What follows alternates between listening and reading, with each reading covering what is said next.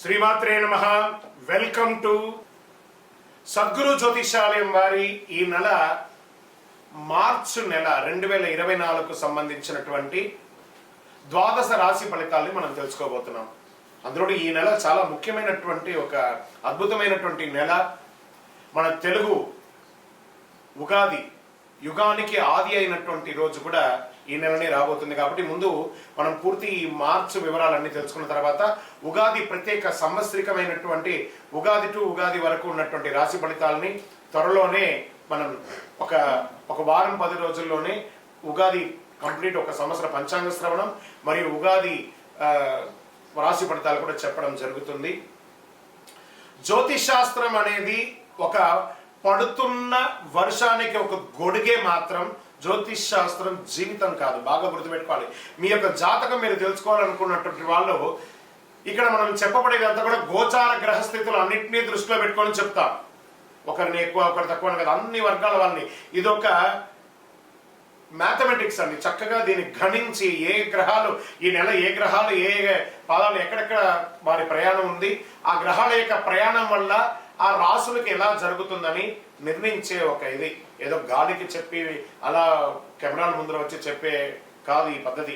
చంద్రమౌళి వెంకటేష్ శర్మ ఒక ప్రిడిక్షన్ ఇస్తున్నారంటే దాంట్లో ఏదైనా ఒక ప్రమాణం ఉండాలి. చాలా పెద్ద పెద్ద వాళ్ళతో డిస్కస్ చేస్తాం ఈ నెల ఎలా ఉంటుంది, మహామహా పండితులతో డిస్కస్ చేసి దీన్ని తీసుకొచ్చి పెట్టడం జరుగుతుందండి. ఇది మీ యొక్క వ్యక్తిగత జీవితానికి ఒక 40% మాత్రమే వర్తిస్తుంది ఈ యూనివర్సల్ ప్రిడిక్షన్. కానీ మీ పూర్తి జాతకం మీరు తెలుసుకోవాలి అని అనుకుంటే మీ యొక్క date of birth, time of birth, place of birth అవన్నీ కూడా మీ పరిసర ప్రాంతాల్లో ఉన్నటువంటి జ్యోతిష్ శాస్త్ర నిపుణులు సద్గురువుని సంప్రదించి వారిని గౌరవించి మీ యొక్క రాశి ఫలితాలను తెలుసుకోండి. మీ లగ్నం ద్వారా మీ యొక్క పుట్టిన టైం ద్వారా సంపూర్ణ జాతకం అనేది వస్తుంది. గురుగారు నేను మీ దగ్గర తెలుసుకోవాలనుకుంటున్నాం అంటున్నారా? మా కింద కనబడుతున్నటువంటి మా యొక్క నంబర్ కి మీ యొక్క name, date of birth, time of birth, place of birth వాట్సాప్లో చేయాలి. చేసిన తర్వాత మేము మీకు రిప్లై ఇస్తాం. ఫోన్ చేయకూడదు. మళ్ళీ ఇంకొక విషయం, జాతకం చెప్పేవాళ్ళు మాకు ఆర్థిక సమస్యలు ఉన్నాయండి, మాకు జాతకం చెప్పాలంటే బాగా సంపాదించండి, అప్పులు తెచ్చుకుంటే అప్పులు తీర్చండి, సంపాదించి ఆ కష్టాలన్నీ తీర్చుకోవాలి. కానీ జాతకం చెప్పుకుంటే ఆర్థిక సమస్యలు తీరిపోదు. గ్రహ దోషం ఎలా ఉంటుందో అదే మాకు చెప్తాం. మళ్ళీ ఇల్లీగల్ అఫైర్స్ గురించి దయచేసి దయచేసి దయచేసి అడగకండి. ఈ మధ్య క్వశ్చన్స్ అవే ఎక్కువ వస్తున్నాయి. ప్లీజ్ అలా అడగకండి. 21 వయసు లోపు ఉన్న పిల్లలు దయచేసి కాల్ చేయకండి. మీరు చదువుకునే వయసు ఖచ్చితంగా చదువుకోవాలి. మీ యొక్క చదువు మీద కాన్సన్ట్రేట్ చేయండి, మీ జీవితం బాగుంటుంది. కానీ జాతకం మీద కాన్సన్ట్రేట్ చేస్తే మీ మీద మీకు నమ్మకం తగ్గిపోతుంది. మరియు గౌరవమైనటువంటి 60 వయసు పైనున్న ఎవరైనా కాల్ చేస్తున్నారు అని అనుకోండి, మెసేజ్ చేస్తున్నారు అనుకోండి, ఏమంటే మీరు 60 వసంతాలు చూసేశారు, పిల్ల పాప కుటుంబం వ్యాపారం ఉద్యోగం పెళ్లి మనవాళ్ళు మనవరాలు అన్నీ చూసేశారు కాబట్టి మీరు సాక్షాత్ దైవ సమానులు. మీకు జాతకం అవసరమా అని చూడండి. 60 సంవత్సరాల వాళ్ళకు పెద్దగా జాతకంతో అవసరం ఉండదు. దీన్ని కూడా దృష్టిలో పెట్టుకోండి. మా సద్గురు జ్యోతిషాలయం తప్పకుండా మీకు అన్ని రకాల సేవలు అందించడానికి సిద్ధంగా ఉంటుంది. ఇందులో కొన్ని మేము కఠినంగానూ చెప్తాము, నిజాన్ని చెప్తాము. ఎవరిని మభ్య పెట్టడానికి చెప్పడం ఉండదు. శరణమయ్యప్ప. సద్గురు జ్యోతిషాలయంలో జ్యోతిషాస్త్రరీత్యా ద్వాదశ రాశుల్లో ముందుగా మొట్టమొదటిది మేషరాశి. మీరు అశ్విని నక్షత్రం 1, 2, 3, 4 పాదములు, భరణి నక్షత్రం 1, 2, 3, 4 పాదములు, కృత్తికా నక్షత్రం మొదటి పాదానికి సంబంధించిన మీరు మేషరాశి వారిగా పరిగణించబడుతున్నారు. ఈ నెల మీకు శుభాశుభ ఫలితాలు ఎలా ఉన్నాయి? మేషరాశి ఆర్థిక పరంగా ఈ నెల చాలా బాగా ఉంటుంది. మీరు కోరుకున్న ఆదాయం వస్తుంది. వ్యాపారులకు మంచి లాభాలు వచ్చే అవకాశాలు బాగా కనబడుతున్నాయి. మీకు పురోగతి లభించే అవకాశం బాగా ఉంది. ఉద్యోగులకి కార్యాలయంలో చాలా అనుకూలంగా ఉంటుంది. పై అధికారుల నుంచి ప్రశంసలు, కింద వారితో సహకారం, మీరు కోరుకున్న చోటకు ట్రాన్స్ఫర్స్ మరియు ఇంక్రిమెంట్స్ అవన్నీ ట్రై చేస్తున్నారు, ఖచ్చితంగా ఇది వస్తుంది. కాస్త మానసిక స్ట్రెస్ అంటే అది మాత్రం ఉంటుంది. విద్యార్థులు పోటీ పరీక్షల్లో ఉత్తీర్ణయ్యే అవకాశాలు చాలా బాగుంది. మార్చి నెల వచ్చింది. పరీక్షలకు సిద్ధంగా ఉండండి విద్యార్థులారా. ఇది మీ జీవితాన్ని మార్చే సమయం కాబట్టి ఖచ్చితంగా చదవాలి. సంతోషంగా చదవండి, చక్కగా వస్తారు.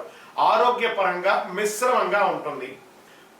నూతనంగా ఉద్యోగం ఎదురు చూస్తున్నారా? మీకు అవకాశాలు వస్తున్నాయి, గెట్ రెడీ. ఏమండి బాగా రిసెషన్ ఉంది గురుగారు, మీరేమో చెప్తున్నారు మాకు ఉద్యోగాలు వచ్చేస్తున్నాయండి. రిసెషన్ అయితే ప్రపంచం అంతా ఉందండి ఐటీకి, మిగతా వాటికి కాదు. కాబట్టి ఐటీ రంగాల వాళ్ళకి మిశ్రమంగా ఉన్న మిగతా వాళ్ళకి కొత్త ఉద్యోగాలు, అది ప్రభుత్వ ఉద్యోగమైనా ప్రైవేట్ రంగ ఉద్యోగమైనా ఉద్యోగ అవకాశాలు వస్తున్నాయి. విదేశాల్లో ఉన్న వారికి గ్రీన్ కార్డ్స్ వచ్చే అవకాశాలు ఉన్నాయి. మాట తీరు బాగా ఉండాలి. రాజకీయ నాయకుడికి కాస్త కలిసి వస్తుంది. వైద్య రంగం సంబంధించిన వారికి మిశ్రమంగా ఉంటుంది. మార్కెటింగ్, స్పెక్యులేషన్స్, షేర్ మార్కెట్లో ఉన్న వాళ్ళకి మిశ్రమం చెప్పచ్చు. ఆన్లైన్ వ్యాపారస్తులకు కూడా మిశ్రమమే. శుభ కార్యక్రమాలకి శ్రీకారం చుట్టారు. గృహప్రవేశ, వివాహాది, ఉపనయన కార్యక్రమాలకు అన్నిటికీ కూడా మీరు శ్రీకారం చూస్తారు. స్థిరాస్తులు కొనుగోలు కొంటారు. రియల్ ఎస్టేట్ రంగం వారికి చాలా బాగా కలిసి వస్తుంది. మిత్రుల ద్వారా మీకు చాలా ఉన్నతమైనటువంటి స్థితిని పొందుతారు. మీ యొక్క విదేశాలకి వెళ్ళాలనుకున్న వాళ్ళకి, వీసా ఆగిన వాళ్ళకి అందరికీ కూడా ఇది మంచి సమయం చెప్పచ్చు. వివాహం కాని వారికి మంచి వివాహ అవకాశాలు వస్తున్నాయి. కాస్త ప్రజాక్షేత్రంలో ఉన్నటువంటి రాజకీయ నాయకులు మాత్రం కాస్త జాగ్రత్తగా ఉండాలి. స్త్రీలకు ఎవరైతే ఎంటర్‌ప్రెన్యూర్ గా ఉంటున్నారో వాళ్ళకందరికీ this is the right time, చాలా బాగుంటుందని కూడా చెప్పచ్చు.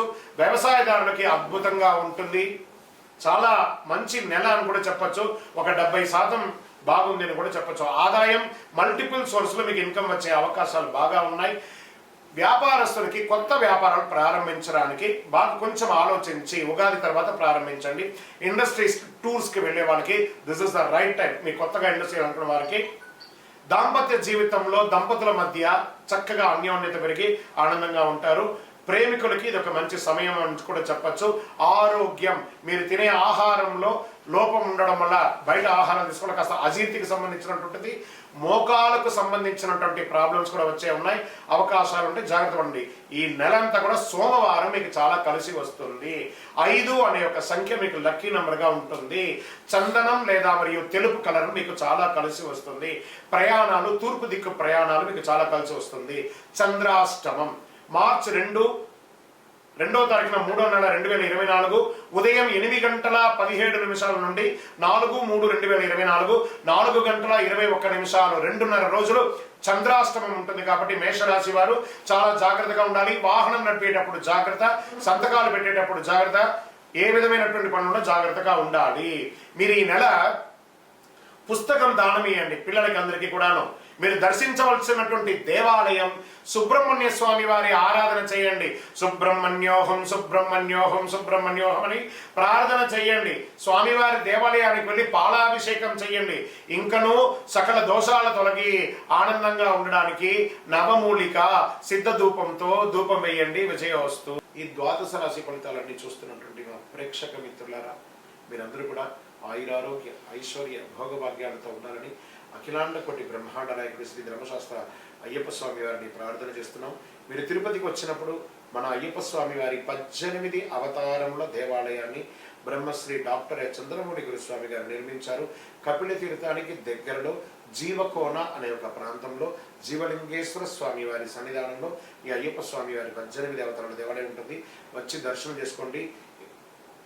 భగవత్కృపతో అనుగ్రహం ఉంటేనే ఆ దేవాలయంలో మనం అడుగు పెట్టగలం. అంత అద్భుతమైనటువంటి దేవాలయం. ఆ దేవాలయంలో వచ్చి స్వామివారిని దర్శనం చేసుకోండి. మీకోసం ఎప్పుడు మేము ప్రార్థన చేస్తుంటాం, మీరు క్షేమంగా ఉండాలని. వందే మాతరం, వందే మాతరం, వందే మాతరం. చంద్రమౌళి వెంకటేష్ శర్మ గురుస్వామి శరణమయ్యప్ప. రానున్న మార్చ్ 8వ తారీఖున 2024 ఈ ప్రపంచానికి మహాశివరాత్రి పర్వదినం. ఎంత అద్భుతమైనటువంటి దినం అంటే అది. అసలు మహాశివరాత్రి అంటే ఏంటి, ఆ రోజు పాటించవలసినటువంటి ముఖ్యమైనటువంటి అంశాలు ఏంటి, దాని గురించి మనం ఇప్పుడు తెలుసుకుందాం. అసలు శివరాత్రి ఎలా చేస్తారు, ఎలా వచ్చింది, ఆ రోజు ఎందుకు చేస్తున్నాం అని కూడా. భారతీయ హిందూ సంప్రదాయ పండుగల్లో తిథుల్లోనూ నక్షత్రాలను ముడిపడి ఉంటుంది. కాబట్టి కొన్ని పండుగలు తిథులు మరియు కొన్ని పండుగలు నక్షత్రాలు ప్రధానమవుతాయి. ఈ పద్ధతిలో ప్రతి నెల బాగా గుర్తుపెట్టుకోవాలి. చాంద్రమానం ప్రకారము కృష్ణపక్షమిలోని ప్రదోష వ్యాప్తి గల చతుర్దశి తిథిని మహాశివరాత్రి అంటారు. ఇది మంచి ఒక ఉపవాసాలకి వ్రతాలకి ముఖ్యమైనట్టుగా భావించవచ్చు. శివునిగా కొలుస్తారు అందరూ కూడా. సూర్యాస్తమ సమయమునకు 6 గడియలు ప్రదోష కాలం అంటారు. ఈ మాఘమాసంలో కృష్ణపక్ష చతుర్దశి అర్ధరాత్రి వ్యాప్తి చెంది ఉన్న రోజున మహాశివరాత్రిగా పరిగణించబడుతుంది. ఇది ఎవరో చెప్పడం కాదు, ధర్మ సింధువులో నిర్ణయించబడింది. ఇది శాస్త్ర గ్రంథాలు తెలుపుతున్నారు. అమావాస్యకు ముందు వచ్చి కృష్ణపక్ష చతుర్దశి నాడే శివరాత్రి జరుపుకోవాలి అని నిర్ణయం ఉంది. మరి సంక్రాంతి పండుగ తర్వాత వచ్చే మొదటి పండుగ అండి యొక్క శివరాత్రి. అన్ని పండుగ పగటిపూట జరుపుకుంటే ఈ పండుగ మాత్రం రాత్రిపూట జరుపుకుంటాం.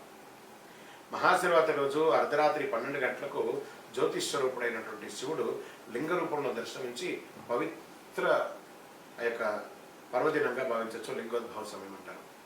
శివరాత్రి రోజు పగలంతా ఉపవాసం ఉండి, ఉపవాసం అంటే ఉపవసించడం, భగవంతునికి దగ్గరగా వారి నామస్మరణ చెప్తూ ఓం నమో నారాయణాయ, ఓం నమ శివాయ, ఓం నమో గోవింద, గోపాల, అయ్యప్ప, స్వామి శరణమయ్యప్ప, మనకి ఇష్టమైనటువంటి నామంతో దేవుడి దగ్గరగా వసించడమే ఉపవాసం. ఉపవాసం అంటే నేను అన్నం తినని చెప్పి పాలు పండ్లు బాదం పళ్ళు అన్నీ తాగడం కాదు. ఉపవాసం అంటే దైవ నామస్మరణతో వసించడం, ఉపవసించడం అనే అర్థం. ఆ ఉపవసించి రాత్రి సమయంలో శివుడి అనుగ్రహం కొరకు నిద్రపోకుండా జాగరణతో ఉండి మేలుకొని భక్తి శ్రద్ధలతో బాగా వినండి, అభిషేకాదులు, పూజలు, రుద్రాభిషేకాలు, మహన్యాసాలు ఇవన్నీ కూడా చేసి చక్కగా స్వామివారికి పూజ చేస్తారు. అందుచే దాన్ని శివరాత్రి అంటారు. ఇది హిందువులకు ముఖ్యమైనటువంటి పండుగ అని కూడా చెప్పచ్చు. అత్యంత పుణ్యప్రదమైనటువంటి రోజు మహాశివరాత్రి. హిందువులు ఎంతో గొప్ప పర్వదినంగా జరుపుకొని శివుని ప్రసన్నం చేసుకుంటారు. మహాశివరాత్రి రోజు ముఖ్యంగా ఏవేవి పాటించాలి? ఉపవాసం ఉండొచ్చు, రాత్రి జాగరణ చేయొచ్చు, శివనామస్మరణతో అభిషేకాలు చేయొచ్చు. ఇలా చెప్పడం జరుగుతుంది. శివుడు లింగోద్భవమూర్తిగా అవతరించినప్పుడు దీన్ని ఎలా చేశారు అని చెప్తే ఒక కథ కూడా దీనికి ప్రమాణం ఉందట. శివరాత్రి ఏ రోజు వచ్చిందని చెప్పి లింగోద్భవమూర్తిగా అవతరించడానికి ఒక పురాణ కథ ఉంది. ఒకానొక రోజు బ్రహ్మ విష్ణు మధ్య మాట పెరిగి వారి ఇళ్ళలో నువ్వు గొప్పనా నేను గొప్పనా అని తెలుసుకోవాలనే విషయంలో బాగా గొడవపడిపోతారు. ఇద్దరు ఎవరు తగ్గేటట్టుగా లేరు. ఇవన్నీ చూస్తున్నటువంటి శివుడు వారికి తన శక్తిని చూపించడానికి మాఘమాస చతుర్దశి తిథి రోజు వారిరువురికి మధ్య జ్యోతిర్లింగ రూపంలో దాల్చాడు. బ్రహ్మ విష్ణు లింగాకారంలో ఉన్న ఆ శివుని యొక్క ఆది అంతం తెలుసుకొని రమ్మని చెప్పి పంపిస్తాడు. విష్ణువు వరాహ రూపం ధరించి లింగాకారంలో ఉన్నటువంటి శివలింగం అడుగు భాగానికి వెళ్తూ, మరోవైపు బ్రహ్మ తన హంస భాగానికి పైకి వెళ్తూ ఉన్నారన్నమాట. వీరిద్దరూ ఎంత ప్రయత్నించినా లింగం యొక్క అడుగు భాగం కనబడట్లేదు, లింగం యొక్క పై భాగం కనబడట్లేదు. మళ్ళీ వెతికి బాగా అలసిపోయి మళ్ళీ శివుడి దగ్గరికి వస్తారు.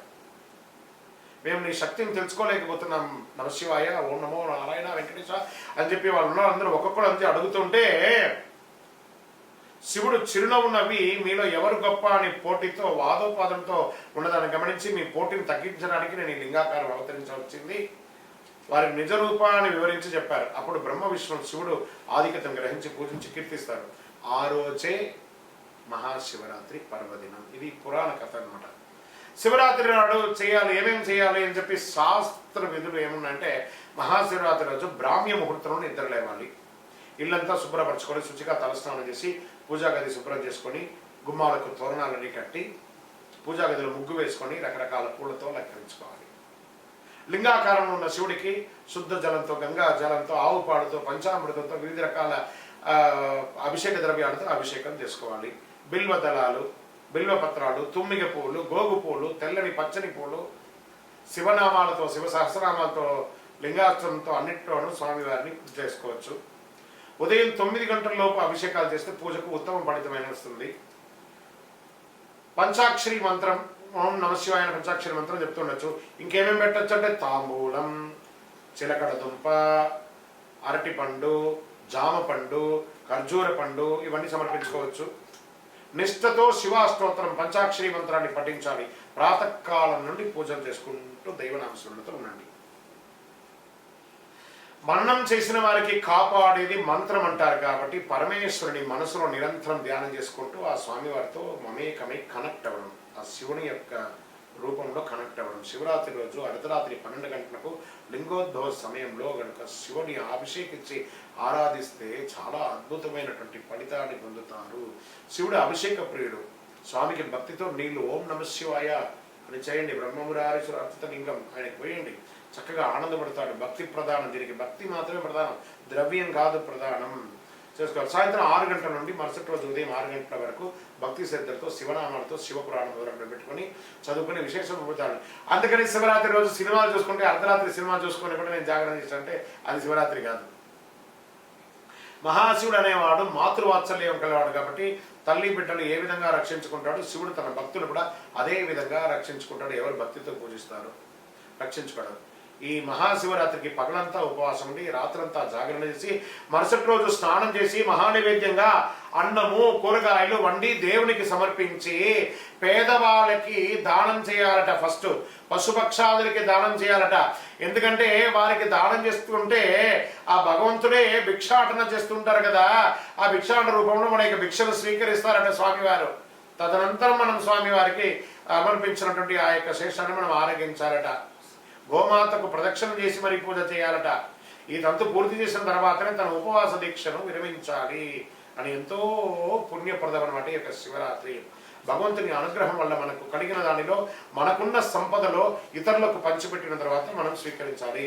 సాక్షాత్ పరమశివుడు తన భక్తుల బాధలను స్వీకరించడానికి భిక్షాటన చేస్తూ వారు చేసే దాన రూపంలో వారి యొక్క కష్టాన్ని, వారి యొక్క ఆ దారిద్ర్యాన్ని తీసుకొని ఐశ్వర్యాన్ని తిరిగి వారికి అనుగ్రహ రూపంలో అందిస్తున్నారట.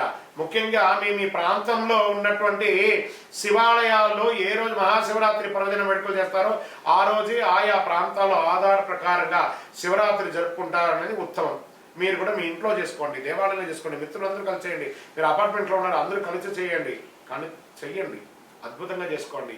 ఓం నమ శివాయ, ఓం నమ శివాయ అని చెప్పి పులకించిపోండి. అఖిలాండ కోటి బ్రహ్మాండ నాయకుడు ఆ శివుడు బోళాశంకరుడు, భక్తవ శంకరుడు ఎంత అద్భుతం అంటే ఆయన్ని ప్రార్థిస్తే ఓం నమ శివాయని పిలుస్తాడట, సర్వాన్ని ఇచ్చేస్తాడ. ఆయన ఎంత గొప్పవాడు. నీలకంఠరా దేవా మముగానవా రావా, ఎంత అద్భుతం నీలకంఠుడు. ఆయన ప్రార్థన చేస్తే చాలట, సర్వం అనుగ్రహం ఇచ్చేస్తాడు. ఓం నమ శివాయ, ఓం నమ శివాయ, ఓం నమ శివాయ అని ఆయన ప్రార్థన చేయండి చాలు. చంద్రశేఖరుడు, ఆయన నటరాజుడు, కైలాసనాథుడు, బోళాశంకరుడు, ఆయన్ని ప్రార్థన చేస్తే మన జీవితం అంతా కూడా ధన్యం. ఓం నమ శివాయ, ఓం నమ శివాయ, మా ఓం నమ శివాయ. మా ప్రేక్షక మిత్రులందరికీ కూడా మహాశివరాత్రి శుభాకాంక్షలు. ఓం నమ శివాయ.